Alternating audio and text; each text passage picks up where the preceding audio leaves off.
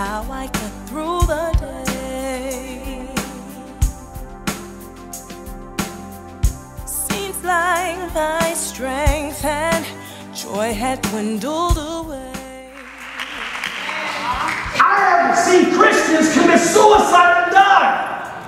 Because people think that they really, if they talk about it, and if they really want to do it, they would have done it. And what's going to happen is going to happen anyway. So because people didn't take it seriously, the individuals didn't get counsel, or individuals didn't come around there and surround them, they end up committing suicide. And I had a situation a couple of years ago where a brother close to my heart committed suicide. And I remember the last thoughts prior to him committing suicide is, Manuel, the church folks are so mean. Why are they so judgmental? I'm trying, but I'm broken. And I would tell him, don't think about what the church folks say. Do focus on the fact you got a good wife, you got a child, you got a good family. But his mind was so wrapped up in what the church folks said. Mentally sick, mentally worn down, mentally broke down. You got to watch what you say to folks. Yes, yes. Got to be careful with what comes out of your mouth, because individuals end up dealing with things on the inside, and your word, religious as it may sound, may be the very thing that will send them over the hump. Say, heaven is in the heart of a man, making him stupid. But a good word will make him glad. What is a good word? What is a good word? A good word in due season. Oh, how good it is. It's like honey to the tongue. What is a good word? Well, the word good is from the Hebrew word tov. Say tov. The word tov is the word beautiful. The word tov means fit. Say fit. Now, word is from the Hebrew word dabar, which means an arrangement of words, specialized and customized, tailor-made just for your situation. Have you ever been in a situation where you needed somebody to talk to you and they were just off? You want somebody to give you a word or to say the right thing to you, and they go to the extreme left and you're like, did they just listen to what I said?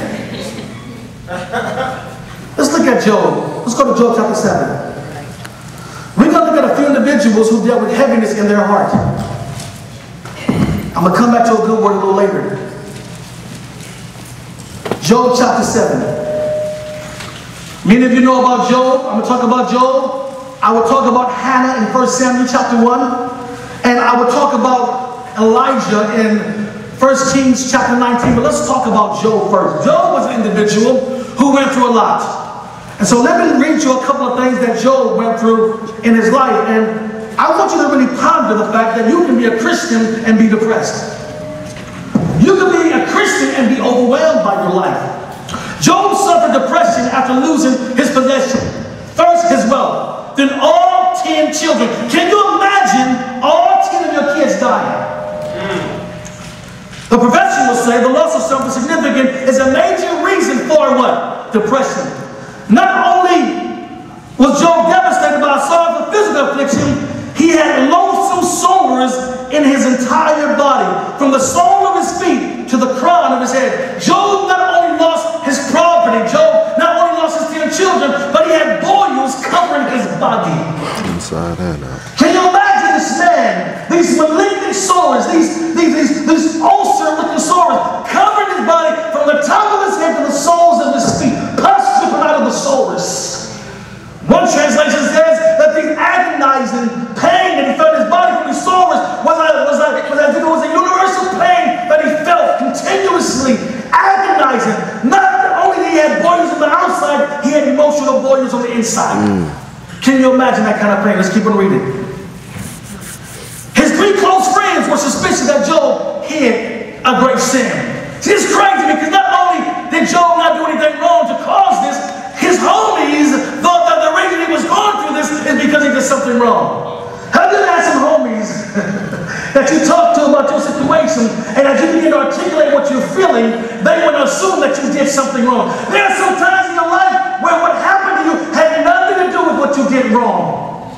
There are people sometimes that they do things to you in your innocence, and you had no control of it, and now those thoughts are ringing in your mind every day of your life. At the end of the day, it's more than just quoting the scripture. It's more than just doing spiritual gymnastics. You have to have a personal relationship with God and be honest with God, for an honest heart will meet an honest God. Do you know God knows your genetics?